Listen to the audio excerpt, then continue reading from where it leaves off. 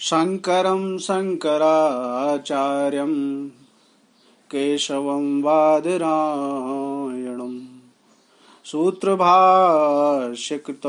वन्दे भगवन्तौ पुनः पुनः भगवन्तौ पुनः पुनः। आज हम सबके 21 दिवसीय आध्यात्मिक साधना के चतुर्थ दिवस में आप सभी प्रिय आत्मजनों का हार्दिक स्वागत है।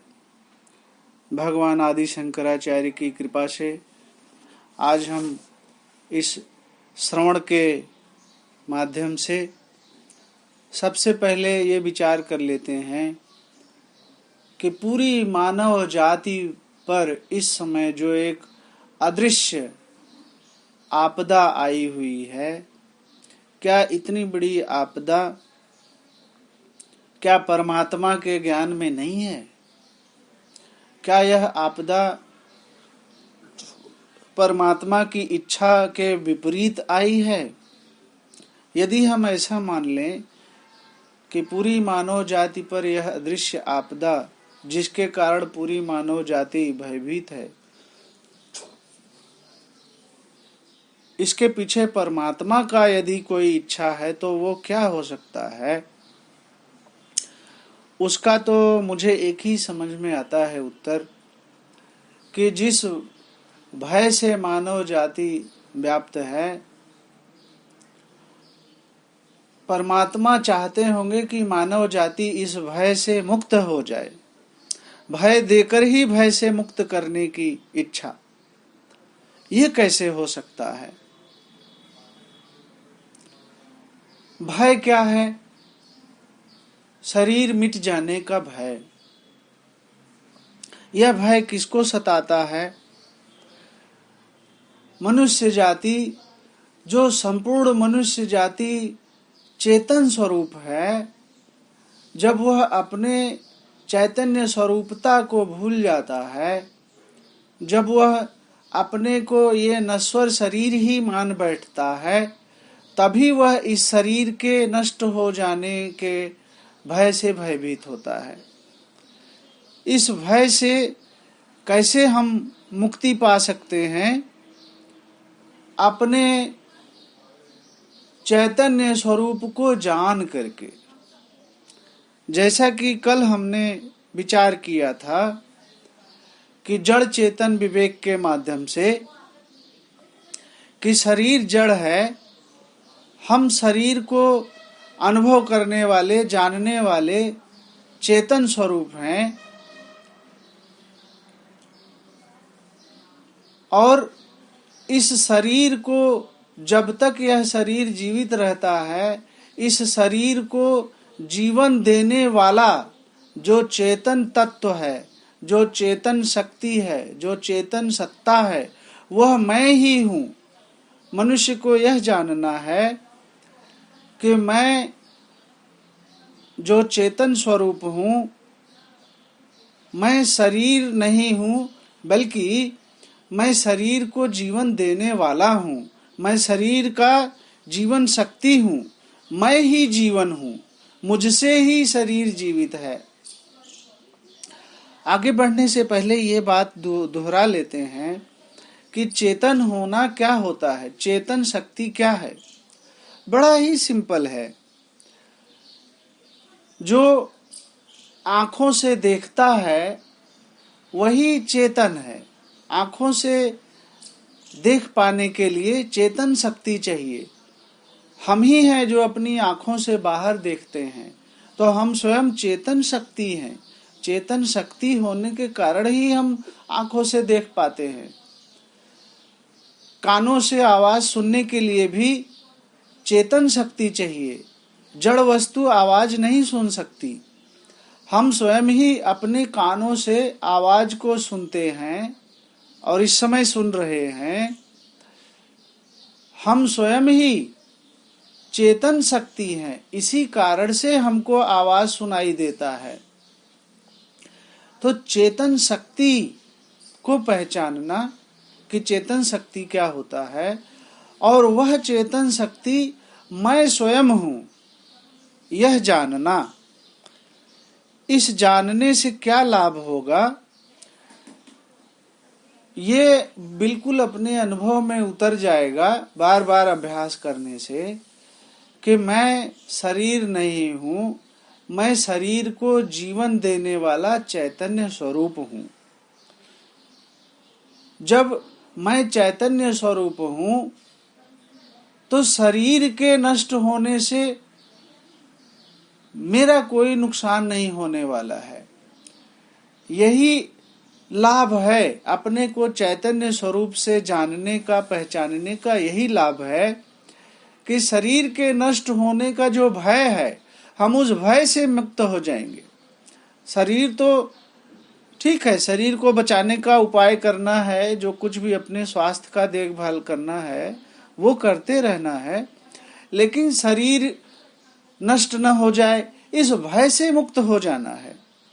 और इस भय से मुक्त हो जाने के लिए अपने आप को शरीर के जीवन देने वाले चेतन स्वरूप के रूप में पहचानना आवश्यक है।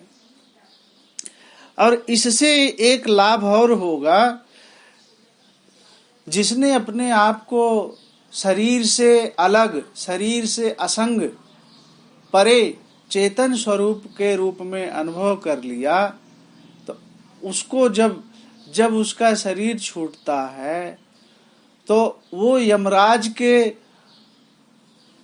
चंगुल से मुक्त हो जाता है, वह मोक्ष प्राप्त करने का अधिकारी हो जाता है, वह जन्म और मृत्यु के चक्र से मुक्त हो जाने का अधिकारी हो जाता है।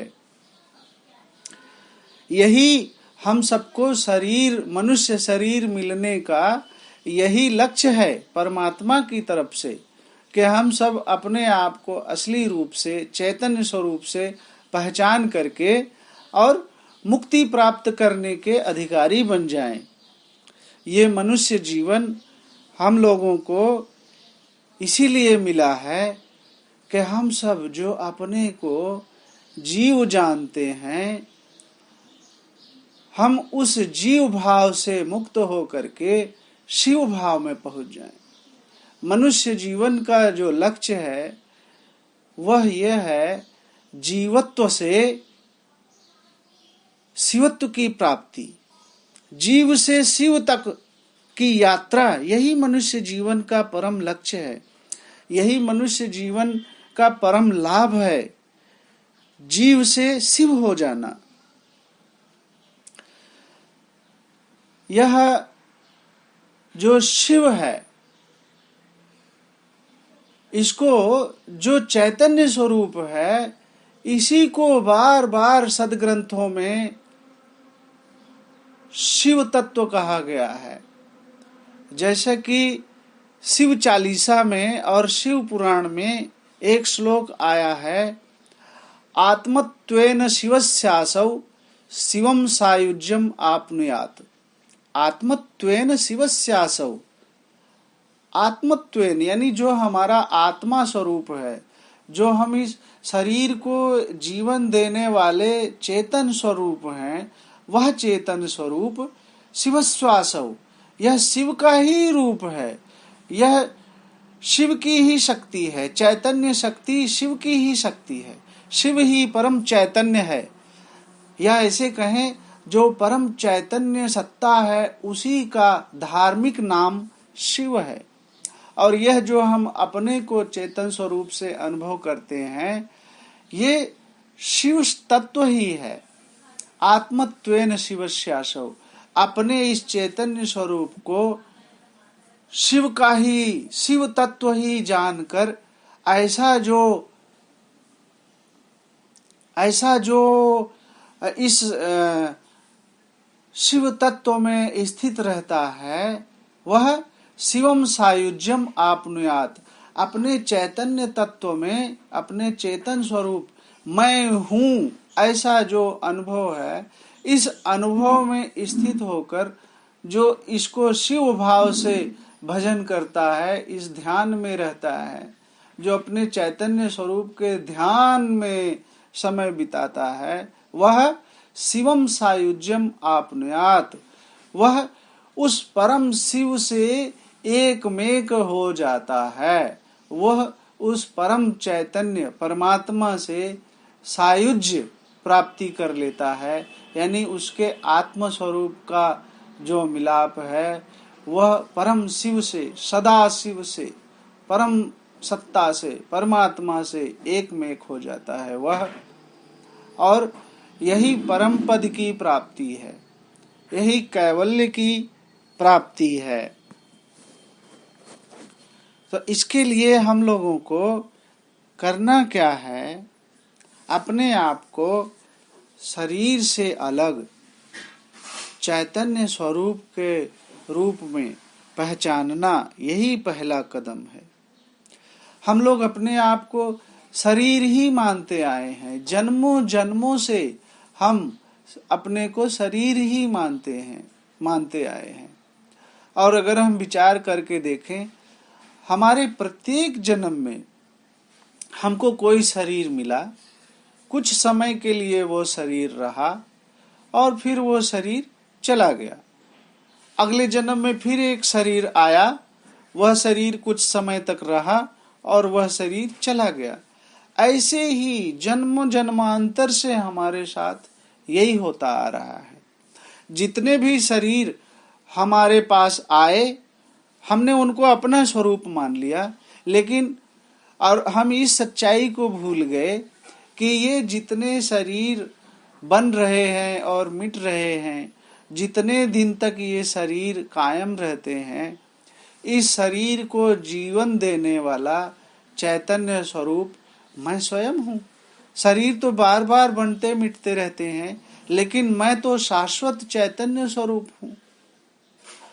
और जब तक ये शरीर रहता है, हम अपने को शरीर मान करके और शरीर के माध्यम से जो जगत दिखाई देता है उसमें व्यवहार करते हैं, अपनी एक कहानी बना लेते हैं और उस कहानी को बचाने के लिए, उस कहानी को बढ़ाने के लिए हम पूरा जीवन जी जाते हैं।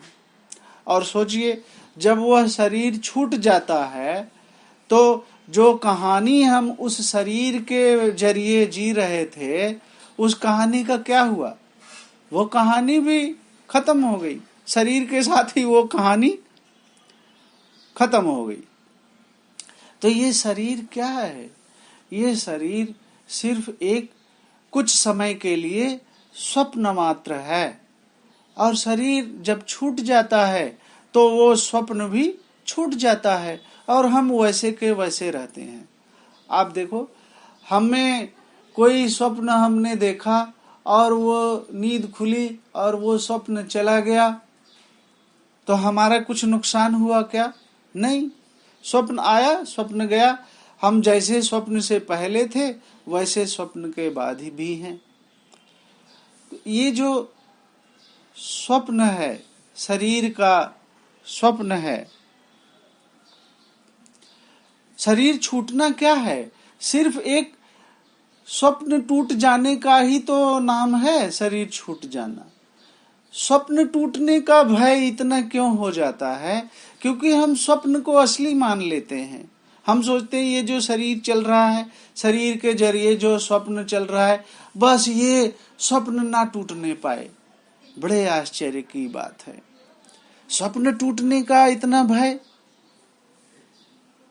ये भय से हम मुक्त हो सकते हैं। कैसे? जब अपने को इस शरीर से अलग, इस शरीर से असंग चैतन्य स्वरूप, उसको सिर्फ मान नहीं लेना है कि मैं चैतन्य स्वरूप हूँ, उसको अपने अनुभव से जान लेना है। अनुभव कैसे करें? जैसे कल हमने बात किया, आप जहाँ भी बैठे हैं थोड़ी देर के लिए बैठ जाएं। शरीर बैठा है, इस बात को शरीर तो नहीं जान रहा है। आपका शरीर बैठा है, इस बात को आप ही जान रहे हैं। आपका शरीर खड़ा होगा तो आप ही जानेंगे कि मेरा शरीर अभी बैठा था, मेरा शरीर अभी खड़ा हो गया है। तो जितनी देर तक आप इस ऑडियो के बाद ध्यान में बैठेंगे, अपने आप को शरीर के जानने वाले के रूप में ऐसा अनुभव करें, ऐसे अनुभव में जाएं। भगवान आदि शंकराचार्य की कृपा हम सबके साथ है। हमें अपने चैतन्य स्वरूप होने का अनुभव भगवान अपनी कृपा करके अवश्य देंगे। और ये शरीर, ये तो स्वप्न मात्र है। जैसे कि मांडूक्य कारिका में लिखा है, ये जो शरीर का जीवन चल रहा है, ये क्या है? दीर्घ स्वप्नम इमम विद्धि दीर्घवा चित्तवृभम। कह रहे ये जो शरीर है ये स्वप्न मात्र है। हाँ, ये है कि जो सपना हम रात में देखते हैं बहुत छोटा होता है, लेकिन ये जो शरीर के द्वारा जो हम इस जीवन को, कहानी को जी रहे हैं, ये दीर्घ स्वप्न है, लंबा चलने वाला है, लेकिन है ये स्वप्न मात्र ही। तो इससे पहले कि हमारा शरीर हमसे छूटे और हम एक स्वप्न टूटने के भय से भयभीत हो जाएं और यमराज के चंगुल में चले जाएं और दोबारा फिर हम किसी नए स्वप्न में जाकर के फंस जाएं, हमें जागना आवश्यक है। क्या जागना है? कि यह शरीर कुछ समय के लिए ही है। मैं शरीर नहीं हूं, मैं इस शरीर को जानने वाला हूं, मैं चेतन स्वरूप हूं, मैं स्वयं ही इस शरीर का जीवन हूं, मैं स्वयं ही जीवन हूं, मैं ही जीवन हूं। मेरा जीवन थोड़ी समाप्त होगा, क्योंकि जीवन तो मैं स्वयं हूं, मैं स्वयं जीवन ही हूं, तभी तो मैं इस शरीर को जीवन दे पाता हूं। ऐसा अनुभव हम सब लोग करें और इस अनुभव में शरीर से अलग मैं चेतन स्वरूप हूं, ऐसा अनुभव करने के लिए कोई योग भी नहीं करना, कोई कठिन साधना भी नहीं करनी। यह आपको जब भी आप शांति पूर्वक बैठेंगे, आपको मैं हूं, आपको मैं नहीं हूं ऐसा अनुभव नहीं होगा। मैं हूं ऐसा अनुभव तो होगा ही होगा। अपने से पूछ के देखिएगा, क्या मैं हूं कि नहीं हूं? तो आपके अनुभव में ही ये उत्तर आएगा कि मैं तो हूं। और इस अनुभव में आपके शरीर का कोई योगदान है ही नहीं। आप अपने अनुभव से जांचिएगा इस बात को कि आपको जो मैं हूं का अनुभव हो रहा है, उसमें इस शरीर का कोई योगदान तो है ही नहीं। इसका मतलब है कि आपका जो मैं हूं का अनुभव है वो बिल्कुल शरीर से असंग है। यही अनुभव में समय बिताना है। जितना ज्यादा हो सके आप अपने चेतन स्वरूप के अनुभव में समय बिताइएगा। इस अनुभव से ही आपको यह पक्का निश्चय हो जाएगा कि मैं शरीर नहीं हूं, बल्कि मैं चेतन स्वरूप हूं और मैं शाश्वत हूं। इन्हीं शब्दों के साथ आज हम इस ऑडियो को विराम देते हैं। भगवान आदि शंकराचार्य की कृपा हम सबके साथ है। मेरी हार्दिक शुभकामनाएं आप सबके साथ हैं और भगवान शिव सदाशिव की कृपा भी हम सबके साथ है। भगवान शिव की जय हो। आदि शंकराचार्य भगवान की जय हो।